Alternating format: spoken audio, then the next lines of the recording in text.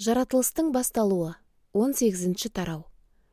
Бұдан кейін жаратқан ие Ыбырайымға тағы да Мамыренің алып емен ағаштары өсіп тұрған тоғайының қасында келіп кетті. Ыбырайым түске таман күн ысығанда шатыр аузында отырған еді. Ол айналасына көз тастағанда өзінің алдында 3 ер адамның тұрғанын көрді. Ыбырайым оларды көре сала отырған жерінен ұшып түрегеліп, алдарынан шығып, жерге дейін иіліп сәлем берді. Ыбырайым: «Мырза, рақымыңыз маған түссе, мендей құлыңыздың қасынан өте шықпасаңыз екен. Қазір-ақ аяқтарыңызды жуу үшін су әкелінеді. Ағаштың саясына жайғасыңыздар. Құлдарыңыздың үйінен дәм татпай өтіп кетпеңіздер. Сіздерге тамақ әкелейін, әлденіп тынығып алыңыздар. Содан кейін әрі қарай жылжи берерсіздер» деп өтінді. Олар: «Жарайды, айтқаның болсын» деп келісті. Ыбырайым дереу шатырдағы сараға барып, тез 3 табақ ең таңдаулы ұнды елетіп, күлше нан пісірт деді. Өзі табынға жүгіріп барып, семіз баспақты таңдап алып, қызметшісіне берді. Қызметші баспақты тездетіп сойып, етін қазанға асты. Бәрі дайын болғаннан кейін Ыбырайым айран, сүт және пісірілген баспақ етін алып, қонақтардың алдына тартты. Олар ағаш саясында тамақтанып жатқан кезде Ыбырайым қастарында болып, өзі қызмет етті. Қонақтар: «Әйелің Сара қайда?» деп сұрады. Ыбырайым: «Осында, шатырдың ішінде» деді. «Еміс, келесі жылы осы уақытта мен саған тағы да келемін. Сонда әйелің Сараның ұлы болады» деп уәде берді. Осы сөздерді қонақтың артындағы шатырдың аузында тұрған Сара да естіді. Ал Ыбырайым мен Сара қартайған адамдар еді. Сара бала туудан қалған жаста болатын. Сол себепті ол: «Мен әбден қартайған шағымда осындай қуанышқа кенеле алар ма екенмін? Қожайыным да тым кәрі» деп іштей күлді. Ал еміз Ыбырайымға: «Сара неліктен күліп тұр? Ол неге мен енді қартайған шағымда бала туа алар ма екенмін?» деп сұрайды. «Жаратқан ие істей алмайтын тым қиын іс бар ма? Мен белгілі кезде, келесі жылы осы уақытта саған тағы да келемін.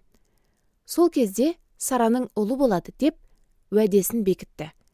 Сара сасып қалып, «Мен күлген жоқпын» деп мойындамады. Бірақ еміз оған: «Жоқ, сен күлдің» деді. Қонақтар орындарынан тұрған соң Содомға қарай бет алды. Оларды жолға шығарып салу үшін Ыбырайым бірге жүрді. Жаратқан ие, өзімнің не істейтінімді Ыбырайымнан қалай жасырмақпын? Ыбырайымнан бір үлкен де күшті халық шығады. Менің ақбатам ол арқылы жер бетіндегі барлық халықтарға жетеді. Мен Ыбырайымды өз балаларына және кейінгі үрім бұтағына менің жолыма түсуді, дұрыстық пен әділдікті істеуді үйрету үшін таңдап алдым. Ыбырайым осылай істегенде менің оған берген уәдем орындалады» деді. Содан еміз Ыбырайымға тіл қатып: «Менің атыма Содом мен Ғамора қалаларының үстінен қатты дауыспен айтылған шағым түсіп жатыр. Сол жерде жасалған күнәлар тым ауыр. Сондықтан мен жерге түсіп, ондағы әділетсіздік маған жеткен шағым туғызатындай дәрежеде ме, жоқ па, соған көз жеткізбекпін» деді. Содан кейін ер адамдар бұрылып алып, Содом жаққа беттеді. Бірақ Ыбырайым еміздің алдында тұра қалды. Оған жақындап, былай деп өтінді: «Сонда сен зұлыммен бірге әділді де құртпақсың ба? Мүмкін қалада 50 әділ адам бар шығар.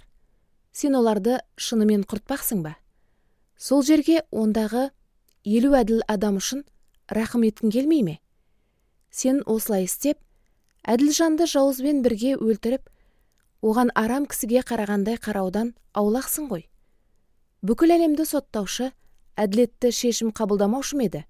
Сонда еміз: егер мен Содом қаласынан 50 әділ адамды тапсам, соларға бола ол жерге рақым етемін» деді. Ыбырайым: «Мен күл мен топырақтан жаралған пенде болсам да, еммен сөйлесіп тұрмын. Мүмкін әділ адамдардың саны 50 емес, одан 5-еуі кем шығар. Сонда 5-еуіне бола бүкіл қаланы құртпақсың ба? Деп сұрады. Иеміз оған: егер мен одан 45 әділ кісі тапсам, сол қаланы құртпаймын деді. Ыбырайым сөзін әрі қарай жалғастырды. Мүмкін ол жерде тек 40 әділ кісі болатын шығар. Иеміз: мен 40 әділ адам үшін де оларға тиіспеймін деп жауап берді. Ыбырайым сонда: уа ием, мен тағы да айтқанда ашулана көрме. Мүмкін ол жерде 30 ғана әділ адам бар болса ше? Деп сұрады. Иеміз оған: ол жерде 30 әділ адам болса да, мен оған тиіспеймін деп жауап қатты. Ыбырайым тағы былай деді: мен иеме еркінсіп тіл қатып тұрмын. Мүмкін ол жерде тек 20 әділ кісі болатын шығар. Иеміз: 20 әділ кісі болғанда мен қаланы қиратпаймын деді.